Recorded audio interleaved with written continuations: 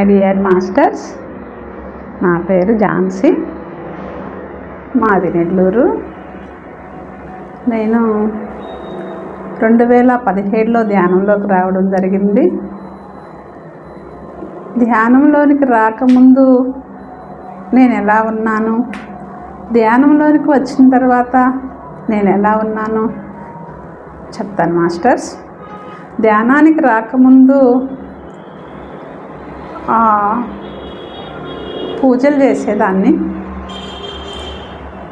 ఏంటో ఆ పూజలు చేస్తున్నాను, బాగా చేసేదాన్నండి మాస్టర్స్. పూజలు అంటే నాకు చాలా ఇష్టము, భగవంతుడంటే చాలా ఇష్టం అన్నమాట. అనేక రకాలైనటువంటి నూనెలు తేవడము, రకరకాల పూజలు చేయడము, అటు ఇటు పరుగులు పెట్టడము, భక్తి ఛానల్లో అలా భక్తి ఛానల్ బాగా చూసేదాన్ని. భక్తి ఛానల్ చూసేటప్పుడు నాకు ఒక పాండురంగారావు గారు అనే ఒక రుద్రాక్షలు అనే ఒక ఛానల్లో దాంతోటే లైవ్లో మాట్లాడడము, అక్కడి నుంచి ఒక స్ఫటిక శివలింగం రావడము, ఆ స్ఫటిక శివలింగం కూడా కార్తీక పౌర్ణమి రోజు వచ్చిందండి మాస్టర్స్. అబ్బా, నేను గుడికి వెళ్ళి పూజ చేసుకొని వచ్చేసరికి, దీపం పెట్టి వచ్చేసరికి మా ఇంటి దగ్గరికి ఆ స్ఫటిక శివలింగం తీసుకొచ్చి అక్కడ ఉన్నారు. అబ్బో, నేనైతే పరవశించిపోయినాను మా ఇంటికి ఆ రోజు శివయ్య వచ్చినాడనేసి. అప్పటి నుంచి ఎక్కువజామున 3 గంటలకే లేచి బాగా మడి స్నానం చేసి పూజ చేసేదాన్ని. ఏంటో సూర్యోదయానికంటే ముందు లేచి దీపం పెడితే సరే ఉంది, ఆ తర్వాత పెడితే నేను ఏదో అపచారం చేసినానని కళ్ళెంబడి నీళ్ళు అలా వచ్చేసేయండి మాస్టర్స్ నాకు. అలా శివయ్యకి దీపం పెట్టేటప్పుడు, శివయ్య పూజ చేసేటప్పుడు మా సారు కూడా బాగా మంచిగా సహకరించి నాకు పూజ సామాన్లన్నీ తెచ్చి ఇవ్వడము, ఆవు పాలు తెచ్చిచ్చి, మారేడు దళాలు, నూనెలు, ఇలా అన్నిట్లో సహాయంగా ఉండేవారు. సార్కి శివయ్యని ఇంట్లో ఎలా పెట్టుకుంటాము అని బయట వాళ్ళు చెప్తే, అప్పుడు సారు శివయ్యని ఇంట్లో పెట్టుకోకూడదంట ఝాన్సీ, అటు మళ్ళీ ఆడవాళ్ళు చెయ్యొచ్చో చేయకూడదో పూజ, అభిషేకం చెయ్యొచ్చో చేయకూడదో ఇలా అనేవారు. ఇలా జరుగుతుంది. జరిగేటప్పుడు నేను అనుకున్న, పరమేశ్వర నాకు ఒక గురువు కావాలి అనుకున్నాను. అప్పుడే ఆ నెలలోపు పరిపూర్ణానంద స్వామి విఆర్సి గ్రౌండ్లో భగవద్గీత క్లాసులు చెప్తున్నారండి. ఆ భగవద్గీత క్లాసులో మేము 11వ రోజు మంత్రోపదేశం తీసుకోవడం జరిగింది మా సారు నేను. ఆ రోజు నుంచి సంపూర్ణ శాకాహారులుగా మారినము. ఆ రోజు పంచాక్షరి మంత్రోపదేశం తీసుకున్నాం ఇద్దరము. మరింతగా పూజలో రమించిపోయినాను. అలా జరుగుతుంది. ఒకరోజు సాయంకాలం స్టేడియం నుంచి వచ్చేటప్పుడు దారిలో ఒక బ్యానర్ చూసినాను. అది రామచంద్ర మిషన్ వాళ్ళది. అందులోకి వెళ్ళడం జరిగింది.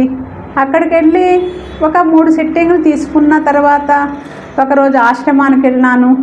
ఆశ్రమం నుంచి అక్కడ ఎందుకో నాకు కాసేపు ఉన్న తర్వాత నాకు ఎందుకో కూర్చోబుద్ధి కాలేదండి మాస్టర్స్. వచ్చే దారిలో ఒక హాఫ్ అన్ అవరే ఉన్నాను అక్కడ. వచ్చే దారిలో ఒక మేడం కనిపించి ఆమె ఇలా అనిందనమాట, ఎక్కడి నుంచి మేడం మీరు వస్తున్నారు అంటే, ఇలా రామచంద్ర మిషన్కి వెళ్ళి వస్తున్నాము అని చెప్పినప్పుడు, ఏమండి గమ్యం ఒకటే కానీ మార్గాలు చాలా ఉన్నాయి చూడండి, పిరమిడ్ ధ్యానము ఫ్లైట్ జర్నీ లాంటిది, అది ఆటో రిక్షా జర్నీ లాంటిది, మీరు ఒక్కసారి పిరమిడ్ ధ్యానం చూడండి అని నాకు చెప్పడం జరిగిందండి మాస్టర్స్. అక్కడికి వెళ్ళిన తర్వాత పిరమిడ్ ధ్యానానికి కేవీఆర్ పెట్రోల్ బంక్ దగ్గర బుద్ధాహుడ్ ఉన్నదండి. అప్పుడు ఆ బుద్ధాహుడ్కి వెళ్ళి ఒక 3 వారాలు అలా వెళ్ళిన తర్వాత ఒక మేడం మా ఇంటి దగ్గరకు వచ్చి, మా ఇంట్లో 41 డేస్ ధ్యానం పెట్టుకుందాం, మా బజార్లో వేరే వాళ్ళ ఇంట్లో మీరు వస్తారా అని అడిగింది. నాతో పాటు ఇంకొంతమందిని తీసుకొని, మా అత్తయ్య, నేను, మా ఆడపడుచు వాళ్ళము, ఇంకా 10 మంది తీసుకెళ్ళి 41 డేస్ అనేది ఒక 3-4 నెలలు చేసినామండి అక్కడ ధ్యానము. ఆ రోజు నుంచి ఈ రోజు వరకు నేను ఒక్క రోజు కాదు, ఒక క్షణం కూడా ధ్యానం అనే మాట మర్చిపోలేదండి. వీలైతే అన్నమైనా మానేస్తానేమో గారి ధ్యానాన్ని అయితే ఇప్పటికీ మానలేదండి. నాకు ధ్యానం అంటే అబ్బో అసలు అంత ప్రాణం అనుకోండి. నాకు వెంటనే ఎవరైనా కనిపించినా వాళ్ళ వైపు అలా చూసి ఒక చిరునవ్వు నవ్వితే వాళ్ళకి ధ్యానం గురించి చెప్తానండి. ఎక్కడ ఏ ఆటో ఎక్కినా, ఏ బస్ ఎక్కినా, ఎక్కడ 10 మంది కలిసినా, ఏ ఫంక్షన్కి వెళ్ళినా పిఎంసి ఛానల్ చూడండి, ఇలా మెడిటేషన్ గురించి తెలుసుకోండి, ఇంత అద్భుతంగా ఉంటుంది. వాళ్ళు నన్ను అడుగుతున్నారు, ఏంటే బాబు ఇంతకుముందు వేరులా ఉన్నావు, ఇప్పుడు వేరుగా ఉన్నావు, ఏంటి నీ మార్పు అంటే, నాలాగా ఉండాలంటే నా మార్పును మీరు గమనించాలి అనుకుంటే మీరు కూడా ధ్యానం చేయండి, అద్భుతంగా ఉండొచ్చు అని చెప్తున్నానండి మాస్టర్స్. మనందరం కూడా మనం తెలుసుకున్న ఈ జ్ఞానాన్ని 10 మందికి పంచడము ఇలా జరుగుతుండేటప్పుడు ఇలా మాకు నెల్లూరులో మహాధన్వంతరి పిరమిడ్ ఉందండి. అక్కడ మాగుంట లేఅవుట్లో అక్కడికి ధ్యానానికి వెళ్తాం. ఆదివారము మాస్టర్స్ ఫుల్ డే క్లాస్ ఉంటుంది, అమావాస్య పౌర్ణమి ఫుల్ డే క్లాస్ ఉంటుంది. అలా ప్రతిరోజు ధ్యానం ఉంటుంది. అక్కడికి వెళ్ళాక బోల్డెన్ మంది మాస్టర్స్తో మరింత జ్ఞానము, అనేకమైన పుస్తకాలు.